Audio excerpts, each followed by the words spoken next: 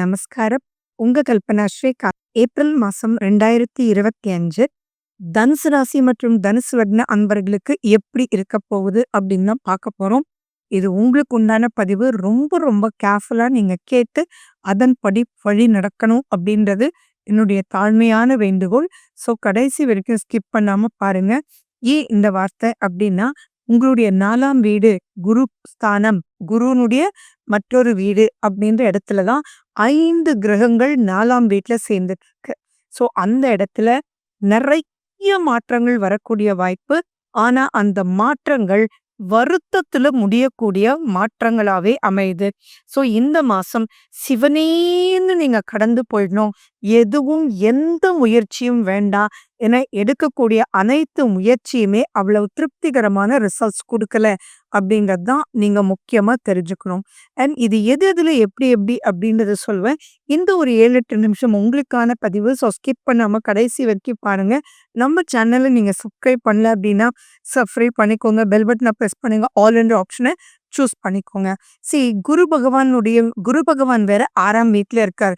அவருடைய பார்வையினுடைய பதிவு உங்களை கொஞ்சம் காப்பாத்துதே தவிர மற்றது எல்லாமே திருப்திகரமான ஒரு நிலையில சூரியனை தவிர வேற எதுவுமே இல்லை.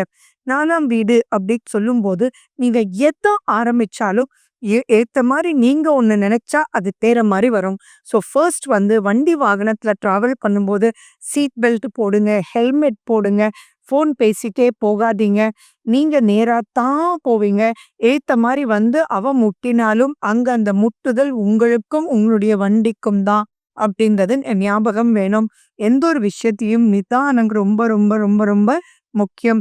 அதே மாதிரி பிரைட்டா இருக்கிறதுக்கு உண்டான விஷயங்கள் உங்களுடைய டேஷ்போர்ட்லயோ அல்லது உங்களுடைய ஸ்கூட்டர் பைக்லயோ வச்சுக்கோங்க. லைக் எலுமிச்சப்பழம், அரளிப்பூ, இதெல்லாம் ரொம்ப முக்கியம் உங்களை அலர்ட்டா வச்சுக்கிறதுக்காக. மேலும் நீங்க சந்தனமோ இல்ல செந்தூரமோ வச்சுக்கிறது இன்னும் ரொம்ப சிறப்பை கொடுக்கும். எதுலையுமே அவசரம் வேண்டாம், எதுலையுமே வேகம் வேண்டாம். இங்க உங்களுடைய வினிங் சீக்ரெட் விவேகம் அப்படிங்கிறது ஞாபகம் வச்சுக்கோங்க. நீங்க எவ்வளவுதான் தெளிவாக இருந்தாலும் நிதானமா செயல்படல அப்படின்னா இப்போ டென்ஷன் ஆயிடும். சின்ன உதாரணம் சொல்லணும் அப்படின்னா, உங்களுக்கு வேற ஒரு இடத்துல வேலை கிடைக்குது. நீங்க வாங்குற சம்பளத்தை விட 4 மடங்கு சம்பளம் கொடுக்குறாங்க. எல்லாமே உங்களுக்கு கம்ஃபர்டபுள் ஜோனுன்னு நீங்க போய் மாறுவீங்க. ஆனா மாறினதுக்கு அப்புறம் தான் அங்க ஹிடன் சீக்ரெட், ஹிடன் டாக்குமெண்ட்ஸ் எல்லாமே உங்களுக்கு தெரிய கடைசியில இந்த வேலையும் விட்டு அந்த வேலையும் விட்டு வேலையே கிடைக்காத ஒரு நிலைக்குள்ள தள்ளப்பட்டுருவீங்க. ஸோ அர்த்தாஷ்டம சனி ஆரம்பிச்சிருச்சு. ஸோ அர்த்தாஷ்டம சனியில நீங்க இருக்க வேண்டியது எச்சரிக்கை. அர்த்தாஷ்டம சனினால மட்டும் நான் சொல்லல. அர்த்தாஷ்டம சனியை பத்தி தனியா ஒரு பதிவு கொடுத்துருக்கேன். அதை நீங்க பார்த்துக்கோங்க. ஆனா இங்க கூட்டு கிரக அமைப்பு அவ்வளவு நல்லது இல்லை. ராகு சனி சேர்க்க வேற இருக்கிறதுனால சுகம்னு நினைச்சு நீங்க மாட்டிக்கக்கூடிய வாய்ப்புகள் பல ரூபத்துல இருக்கிறதுனால எதுலையுமே அகலக்கால் வச்சிடாதீங்க. கால் வைக்கும் போதே ஜாக்கிரதா வைங்க. இல்லாட்டி வலிக்கு விழக்கூடிய வாய்ப்புகள் ரொம்பவே இருக்கு. எதுலையுமே ரிஸ்கே எடுக்க வேண்டாம். ஹை ரிஸ்க்ன்றது வேண்டவே வேண்டாம். யாரையும் நம்புதல் அப்படின்றது வேண்டாம். புது நண்பர்கள் நம்புதல்ன்றது வேண்டாம். உங்களுக்கு எதிரியாக இருந்தவங்கள பழிவாங்குதல்ன்ற எண்ணம் சுத்தமா வேண்டாம். யாரை பத்தி உங்களுக்கு அவங்களால தான் வேலையே போயிருக்கும். ஆனா அவங்கள பத்தி நீங்க இப்ப பேசுனீங்கன்னா பல ரூபத்துல பல எதிரிகள் உருவாயிடுவாங்க. ஸோ ரொம்ப ரொம்ப நிதானம் தேவை. உங்களுக்கும் உங்களுடைய தாய்க்கும் கருத்து வேறுபாடு வர வாய்ப்புகள் இருக்கு. தாய் என்னைக்குமே நல்லதுதான் சொல்லுவாங்க. ஆனா இப்போ உங்களுக்கு பிடிக்காத ஒரு நிலை அங்க ஏற்படும். தாய் பேசுறது கடுமையா இருக்கக்கூடிய வாய்ப்பு இருக்கு.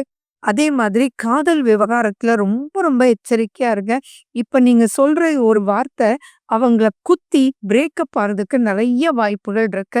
அண்ட் மேலும் பாத்தீங்கன்னா செவ்வாய் உங்க 2ஆம் வீட்டை பாக்குறாரு. தோ குரு பார்வை இருந்தாலும் அங்க செவ்வாயும் இருக்கிறதுனால நீங்க நிதானமா பேசுனீங்கன்னா அதுவே குரு மங்கள யோகமாகும்.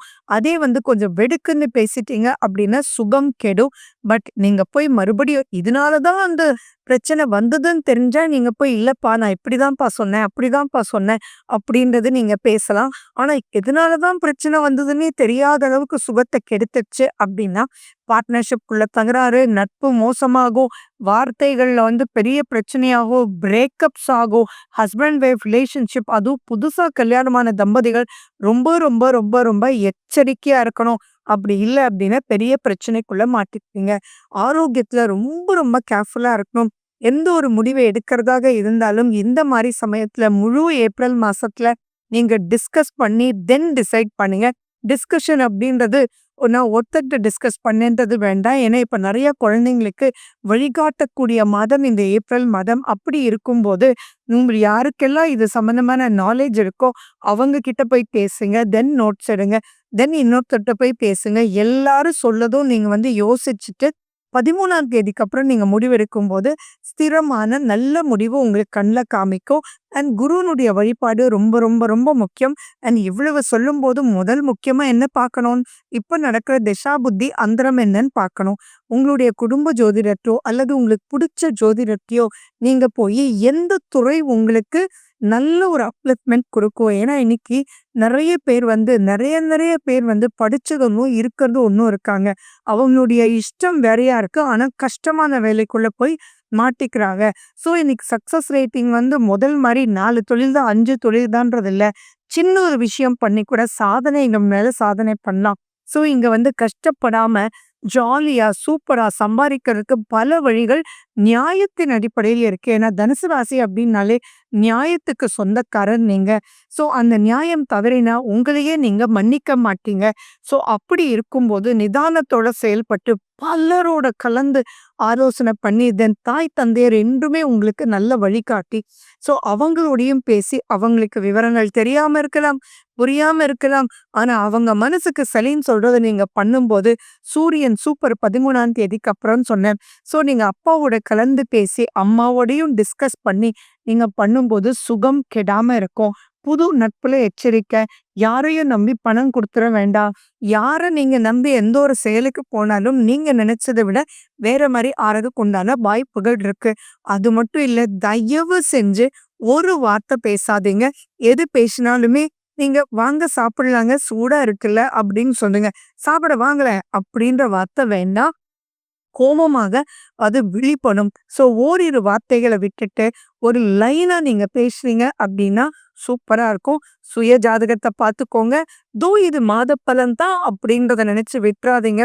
ஒரு சிறு பிரச்சனை தான் பெரிய பூகம்பமா போயிடும். அது சுகமே வாழ்நாள கெடுத்து விட்டுரும். ஸோ, கிரகங்கள் கொஞ்சம் நல்லா இல்ல.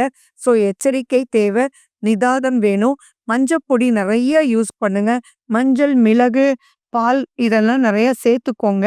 தேன் கொஞ்சம் எடுத்துக்கோங்க. அதே மாரி நிதானத்தோட செயல்படுறதுக்கு நல்லெண்ணெய் ஆயில் புல்லிங் எடுத்துக்கோங்க. இதெல்லாம் பண்ணும்போது உங்களுடைய சுய ஜாதகத்துல திசாபுத்தி அந்தரம் நல்லா இருந்தா பரவால்ல. ஆஸ் இட் இஸ் விட்டுருங்க. அதுவும் கடுமையாக இருந்தா இந்த மாசம் நிதானமா போகணும். பிரச்சனை இல்லாம போகணும் அப்படின்னு மனசார பிரார்த்திச்சு மெடிடேஷன், பிராணாயாமம் பண்ணி இதுலருந்து வெளியில வந்துடுங்க. So wish you good luck. வாழ்க வளமுடன். நன்றி. வணக்கம்.